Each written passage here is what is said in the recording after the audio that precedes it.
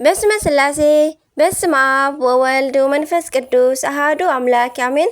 ሰላም እግዚአብሔር አምላክ ምስ ኩላትኩም ይኹን። ስድራ እግዚአብሔር አምላክ ከመይ ውዒልኩም? ኣነ እግዚአብሔር ይመስገን። ክብሪ ይስፋሕ መድኃኔዓለም ኣቦይ። ከምቲ ኣነ ጽቡቕ ዝወዓልክዎ ድማ ጽቡቕ ውዒልኩም ክትኮኑ ናይ ኩሉ ግዜ ተስፋይን ትምኒተይን እዩ። ኣሜን።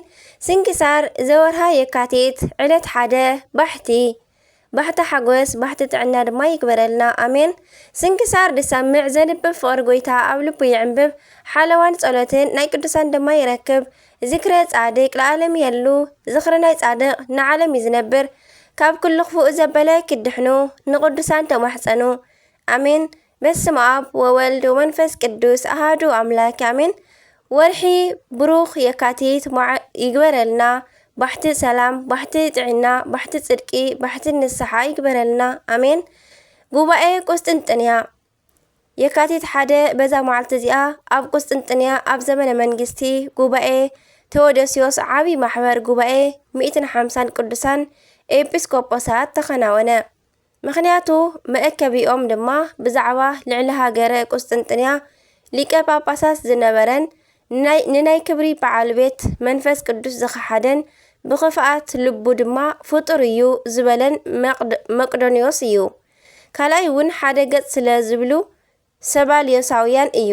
ሳልሳይ ድማ መለኮቱ ክንዲ ነፍስን ልቦናን ስለ ዝኾኖ ወልድ ብዘይካ ስጋ ጥራሕ ነባቢትን ለባዊትን ነፍሲ ኣይነስአን ብዛዕባ ዝብሉ አቡሊናርዮሳውያንን እዩ። ነዞም ከሓድያን ድማ ስሕተቶም ግልፂ ምስ ኮነ ናይ ማሕበር ጉባኤ ንኽእክበሎም ንንጉስ ቴዎዶስዮስ ለመንዎ። ንሱ ድማ ንቓሎም ተቐበለ። ኣብቲ ግዜ ድማ ናብ ናይ ሮሜ ሊቀ ጳጳሳት ናብ ናይ አንጾኪያ ሊቀ ጳጳሳት ናብ ኢየሩሳሌም ኤጲስቆጶሳት ናብ ናይ እስክንድርያ ሊቀ ጳጳሳት መልእኽቲ ለኣኸ። ምስ ምሁራት ዝኾኑ ኤጲስቆጶሳቶምን ንኽመጽኡ እውን ኣዘዞም። እዞም ኣቦታትና ድማ ተኣከቡን ናብ ቁስጥንጥንያ ከተማ በጽሑን። ናይ ሮሜ ሊቀ ጳጳሳት ግን ፈላጣት ሰባስ ደኣ ለኣኸ እምበር ኣይመጸን። ምስኣቶም ድማ ብኢዱ ዝጸሓፋ መልእኽቲ ለኣኸ። ኣፈ ጉባኤኦም ድማ ናይ እስክንድርያ ሊቀ ጳጳሳት ኣባ ጢሞቴዎስ እዩ።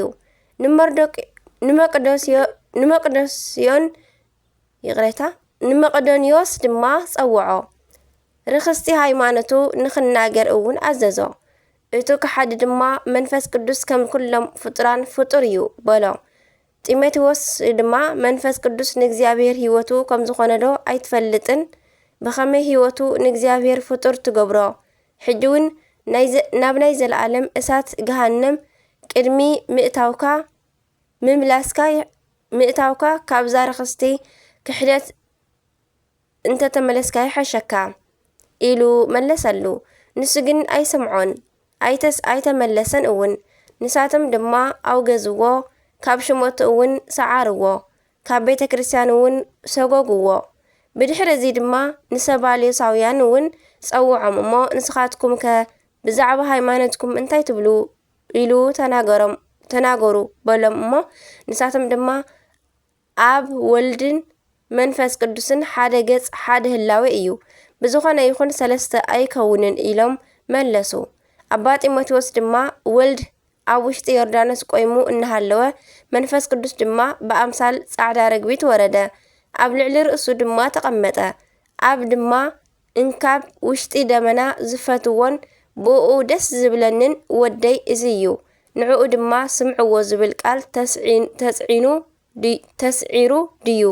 ንስኻትኩም ከም እትብልዎ ድማ ብስም ኣብን ወልድን መንፈስ ቅዱስን ዝተጠመቕኩምዎ ጥምቀት ክርስትናኹም ተስዒሩ ድዩ?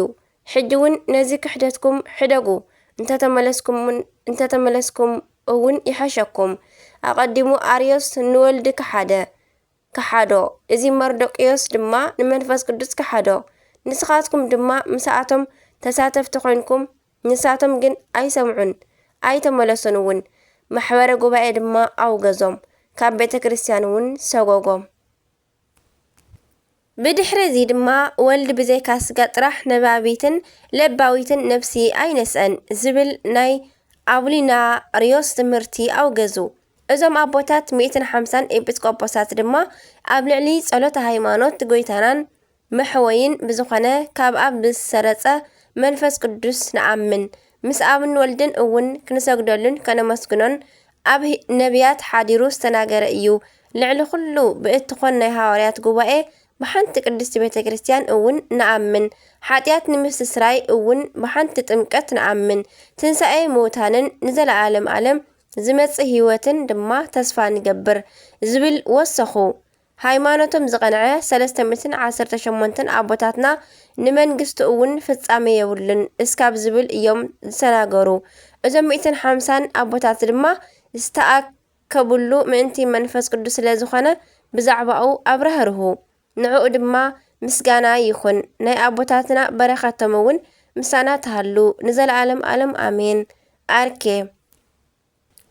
ሰላም ለክሙ ማህበረ ኢየሱስ ኬንያ ጉባኤን በቁስጠንጥንያ ምስለ መቅዶንዮስ አብድ ለሰባልዮስ ሃራውያ ታጽድፍዎ ታተደይን ዘእሙ ቀላያ ለቤተ ክርስቲያን ቅድስት አይኪ ኢድኪድ ባህርያ አሜን። በረኸተ ምሕደረና ቅዱስ ጴጥሮስ ተፍጻሜተ ሰማዕት ከም እውን በዛ መዓልቲ እዚኣ ንከሓዲ አርዮስ ናይ ዝኣውገዝዎን ኣብ እስክንድርያ ከተማ ኣብ መፈጸምታ ንግስና ዕሉ ዲዮቅልጥያኖስ ሰማዕት ዝኾነን ቅዱስ ጴጥሮስ ሊቀ ጳጳሳትን ተፍጻሜተ ሰማዕትን ቅዳሴ ቤተ ክርስቲያን ተኸናወነ።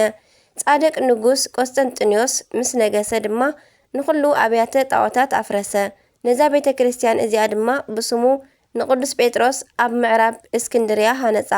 በዛ መዓልቲ እዚኣ ድማ ተቐደሰት። ኣብ ውሽጣ እውን ብዙሓት ተኣምራትን መንክራትን ተገልጹ። ተንበላት ኣስላም እውን ኣብ ግብፂ ክሳዕ ዝነግሱ ድማ እታ ቤተ ክርስቲያን ነበረት።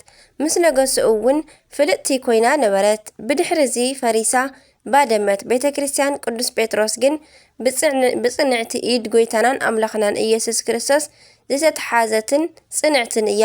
ንእግዚአብሔር ኣምላኽና ምስጋና ይኹን። ንዓና እውን ብጸሎት እዚ ቅዱስ ኣቦና ይምሓረና። በረከቱ እውን ምሳና ተሃሉ ንዘለዓለም ዓለም አሜን።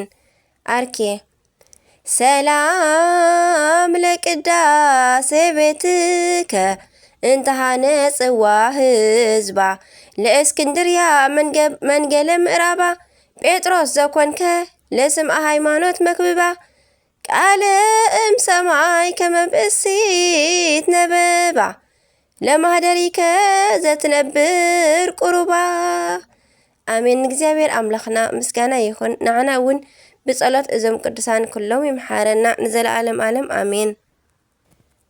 ለካቲት 1 ዝኽበሩ ቅዱሳን ዓመታዊ በዓል በቁስጥንጥንያ መናፍቃንን ዘወገዙ ትምህርቲ ቤተ ክርስቲያን ዘጽንዑ ጉባኤ ቁስጥንጥንያስ 381 ዓመተ ምህረት ቅዱስ ጎርጎርዮስ ዘኒስስ ቅዱስ ጎርጎርዮስ ዘአንዚናዙ ቅዱስ ጢሞቴዎስ ዘአልቦ ጥሪት ቅዱስ ቄርሎስ ዘኢየሩሳሌም ቅዱስ ጴጥሮስ ተፍጻሜተ ሰማዕት ቅዳሴ ቤቱ ዓብይ ወይ ከዓ ታላቁ ቴዎዶስዮስ ጻድቅ ንጉሰ ቁስጥንጥንያ። ወርሓዊ በዓላት ድማ ልደታ ለቅድስት ድንግል ማርያም ወላዲተ አምላኽ ባሕቲ ቅዱስ በርተሎሜዎስ ሐዋርያ ቅዱስ ሚልኪ ቁዝማዊ ቅዱስ ራጉኤል ሊቀ መላእክት ቅዱሳን ኢያቄምን ሃናን ኣቦኣን ኣዴኣን ንመብርሃን ወላዲተ አምላክ አሜን። በረኸቶም ይሕደረና። ዝወደቐ ዝነጠበ ካብ ኣናበባ ካብ ዜማ ድማ ብኣፈ ቅዱሳን ትጓን መላእክት ይተኣርምልይ አሜን። አቡነ ዘበሰማያት ይትቀደስ ስምከ ትምጻእ መንግስትከ ወይኩን ፈቃድከ በከመ በሰማይ ከማሁ በምድር ሲሳየነ ዘለለዕለትነ ሀበነ ዮም ህድግ ለነ አበሳነ ወጌጋየነ ከመ ንሕነኒ ንህድግ ለዘአበሰ ለነ ኢታብአነ ጊዜ ውስተ መንሱት አላ አድኅነነ ወባልሐነ ኩሉ እኩይ እስመ ዚአከ ይእቲ መንግስት ኃይሉ ስብሐት ለዓለመ ዓለም አሜን። በሰላም ቅዱስ ገብርኤል መልአከ እግዝእትየ ማርያም ሰላም ለኪ ድንግል በህሊናኪ ወድንግል በስጋች እግዚአብሔር ጽባኦ ሰላም ለኪ ብሩክት አንቲ ማነጽ ብሩክ ፍሬ ከርስኪ ተፈሲፍቲቶ ማርያም ለተጸጋም ለተወዳሴ መለተ ሞገስ መለተ ኩሉ እግዚአብሔር ምስሌኪ ሰአሉ ጸልይ ምህረተ ወንቲያን ምህረተ ኩላል ምህረተ ምድራ ጋዜት ሀብ ፍቅር ወልጭ ኢየሱስ ክርስቶስ ከመይ ይስራለና ሀጣዊኒ ተማይጸነው ከተማጸነው ክዳንቺ አሜን። ወስብሐት ለእግዚአብሔር ወለወላዲቱ ድንግል ወለመስቀሉ ክቡር አሜን አሜን ለይኩን።